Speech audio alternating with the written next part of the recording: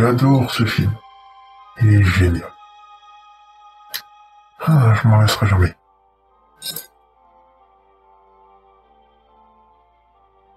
C'est bon, tu parles.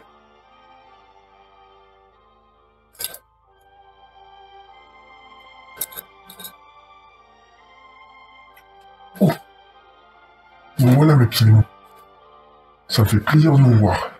Et ouais, en cette belle soirée, j'espère que vous allez bien. Vous avez passé une bonne journée ou une bonne soirée. Et quant à moi, eh bien écoutez, moi je vais super. J'ai une pêche d'enfer. Petit jeu de mots. Ça fait plaisir. Mais écoutez, moi à l'heure actuelle, je suis au cinéma. Je pense que ça se voit autour de moi. Ouais. Ah, et je suis en train de regarder un film que j'apprécie énormément. Toujours sur le thème de nos très chers extraterrestres. Et ouais. Et ce film-là est un film dit s'inspirer de faits réels. Oui, c'est un film biopic. Et sans plus tarder, mes petits démons, bienvenue pour un nouvel épisode du cinématographe Decrypted consacré à Fire in the Sky.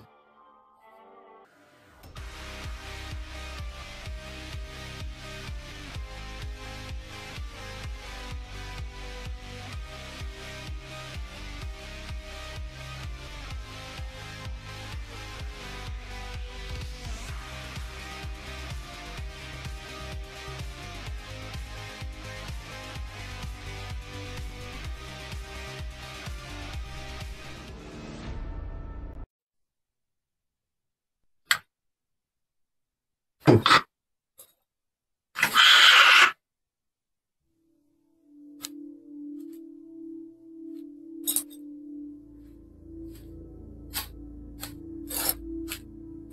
vous avez l'œil, chaud lapin, talopin. Alors, Fire in the Sky est un film biopic américain de science-fiction de 1993 et réalisé par Robert Lieberman et adapté par Tracy Tormé. Et il est basé sur le livre de Travis Walton qui se nomme The Walton Experience, qui décrit un enlèvement extraterrestre. Et le film met en vedette D.B. Sweeney dans le rôle de Walton et Robert Patrick dans celui de son meilleur ami et futur beau-frère Mike Rogers. Avec James Garner, Greg Schaefer, Scott McDonald, Henry Thomas et Peter Berg sont également à l'affiche. Et Fire in the Sky a remporté 19,9 millions de dollars. Ça fait beaucoup là, non? Moi je trouve que ça fait beaucoup. T'en penses quoi toi? C'est pas, alors tais-toi. Avec un budget de 15 millions de dollars et a reçu malheureusement des critiques assez mitigées. Mais il a été nominé pour 4 Saturn Awards. Ça, pas dégueu ça. Moi, je suis désolé, c'est pas dégueu. Sans plus tarder, c'est quoi l'histoire du film? Hein? Vous dites pas ce que c'est l'histoire? Oui mais bon, oui je sais, ouais là t'es en train de me regarder, tu es en train de te dire, oui mais je vais spoiler le film. Et spoiler c'est bâtard. Ah mais, oui, oh. T'as déjà dit que Jon Snow dans Game of Thrones il meurt? Ouais. T'inquiète, il revient après. Alors, le 5 novembre 1975, à Snowflake, en Arizona, le bûcheron Travis Walton et ses collègues Mike Rogers, Alan Dalins, David Whitlock, Greg Hayes et Bobby Cogdill partent travailler dans les montagnes blanches, soit The White Mountains, qui m'en fait en VO, avec l'accent English, américain, yankee, comme vous voulez. Et en rentrant du travail, les bûcherons tombent sur un objet volant non identifié. Curieux, Walton sort du camion et est frappé par un faisceau de lumière brillant de l'objet et est envoyé voler plusieurs pieds en arrière comme s'il était poussé par une force invisible. Craignant que Walton ait été tué, les autres s'échappent de la scène et Rogers décide de retourner sur place pour récupérer Walton. Mais il est introuvable. De retour en ville pour signaler l'incident, les bûcherons sont accueillis avec scepticisme par les enquêteurs et les shérifs Blake Davis et le lieutenant Frank Waiters réalisent qu'il y avait beaucoup de tension entre Davis et Walton et que Davis a un casier judiciaire et soupçonne un acte criminel qui est un fait qui s'est rapidement propagé au reste de la population de la ville, laissant les bûcherons comme des parias sociaux. Après qu'une grande équipe de recherche n'ait trouvé aucun signe de Travis, les bûcherons se voient offrir la possibilité de passer un test au détecteur de mensonges. Bien que Davis soit initialement hésitant, les bûcherons finissent par passer le test dans l'espoir de prouver leur innocence. Cependant, Waiters déclare que les tests n'ont pas été concluants et qu'ils devront revenir le lendemain pour le repasser. Rogers est indigné et il refuse avec colère et les autres bûcherons emboîtent le pas. L'administrateur du test révèle à Waiters et Davis qu'à l'exception de Davis, dont les résultats de test n'étaient pas concluants. Mais les autres bûcherons semblent dire la vérité. Qu'est-ce que tu caches, Davis? Qu'est-ce que tu caches? Dis-moi tout. Vas-y, dis-le. Attention, hein. Moi je sais tout, je vois tout, hein. Enfin presque. J'étais à l'œil, hein. Enfin bref. 5 jours plus tard, oui, 5 jours plus tard, Rogers reçoit un appel d'une personne prétendant être Walton. Coup de théâtre. On applaudit.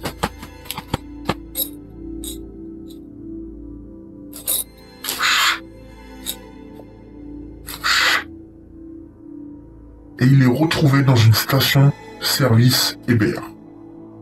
Vivant, mais nu. Ouais, et ouais, nu.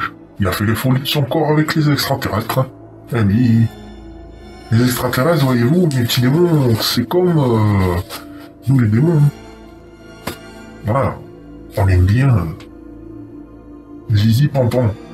Ah oui. Et donc, oui, je disais, il est vivant, mais nu, déshydraté et incohérent dans ce qu'il dit. Et un ufologue interroge Walton, mais il est expulsé et Walton est emmené à l'hôpital. Rogers rend visite à Walton alors qu'il est aux urgences et finit par dire à Walton qu'il a quitté après avoir été frappé par la lumière, mais qu'il est revenu le chercher.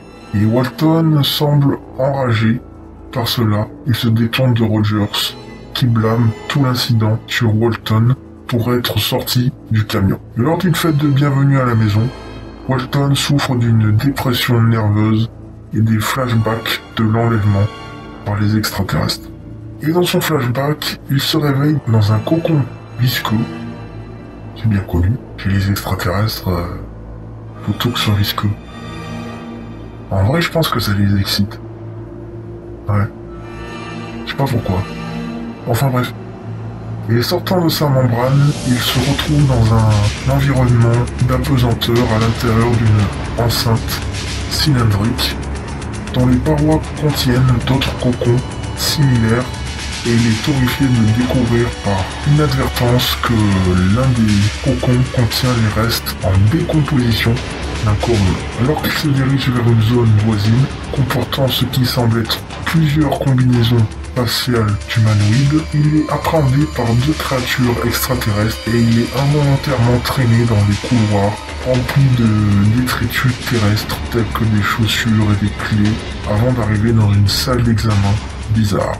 Et les extraterrestres le déshabillent et le recouvrent d'un matériau élastique qui l'épingle à une plateforme surélevée sous un ensemble d'équipements et de lumière au milieu de la pièce.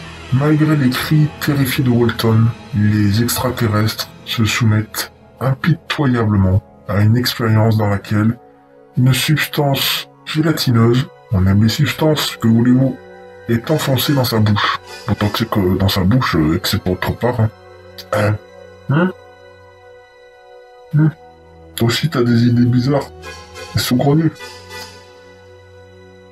Ouais. pervers va.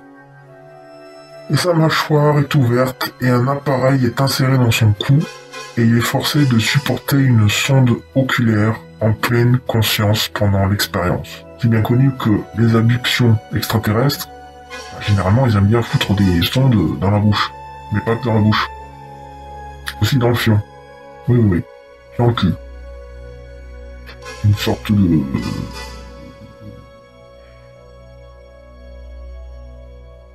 Ouais. De sodomie.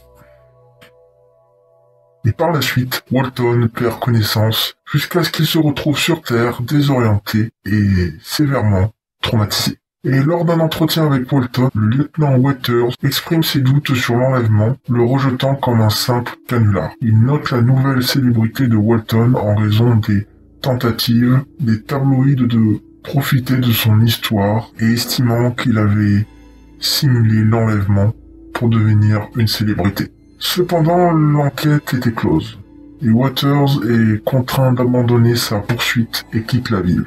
2 ans et demi plus tard, Walton rend visite à Rogers, maintenant reclus, et les deux se réconcilient, et les titres de clôture informent qu'en 93, Walton, Rogers et Davis ont été soumis à nouveau à des examens polygraphiques supplémentaires qu'ils ont réussi, corroborant leur innocence.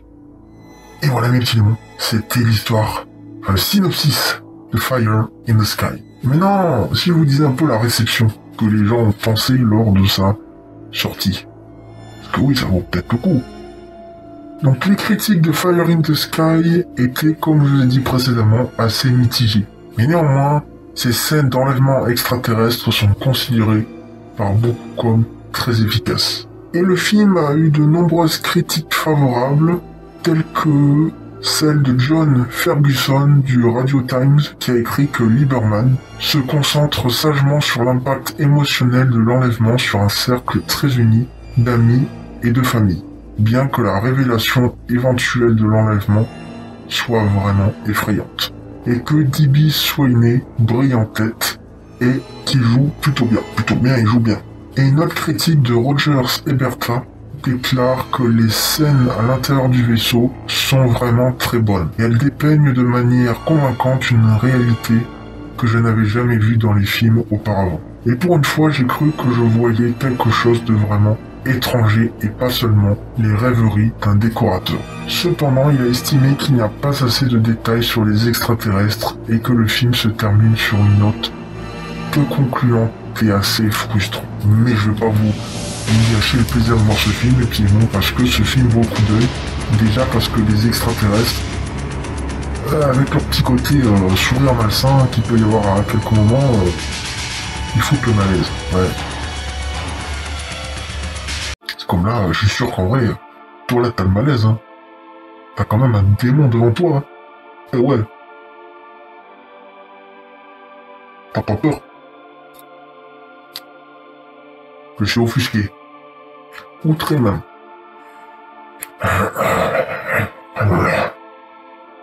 Non. Je vous fais une petite blague, mes petits démons. Alors je vous en fais pas souvent des jumpscares, surtout de moi. Moi qui fais le jumpscare. C'est rare. Collez, de temps en temps. Et de temps en temps. Oh là là, mes petits démons. Vous en faites tout un plat. Allez. Je vais arrêter de vous embêter avec mes jumpscares et tout, et je vais arrêter d'emmerder les deux gugus là qui arrêtent pas de me pomper le chou. Sinon, mes petits démons, j'espère que, comme d'habitude, la vidéo vous aura plu. N'hésitez pas à me dire ce que vous en avez pensé dans les commentaires, de lâcher un like, un commentaire, et de vous abonner si mes vidéos vous plaisent. Voilà, ça fait toujours plaisir. Alors voilà. Et on se retrouve bientôt pour un nouvel épisode du cinématographe, ou alors des légendes urbaines, creepypasta, ou d'histoires d'horreur, de thread, etc. Sur ce, regardez sous votre lit, dans votre placard, et dans les recoins sombres de votre maison, car on ne sait pas ce qui peut s'y cacher. Et je vous souhaite de bonnes nuits de terreur. Oh, et quand vous dormirez ce soir, fermez bien toutes vos portes à clé et tout, et n'allez pas vous balader en pleine nuit dehors. Qui sait, il y a peut-être des visiteurs extraterrestres qui pourraient bien envie de vous foutre une sonde dans le fion. Ouais. Ou peut-être faire d'autres trucs un peu plus bizarres avec vous. Si vous êtes une demoiselle en plus. Je sais, c'est très ça. Allez. Ciao. Et dormez bien.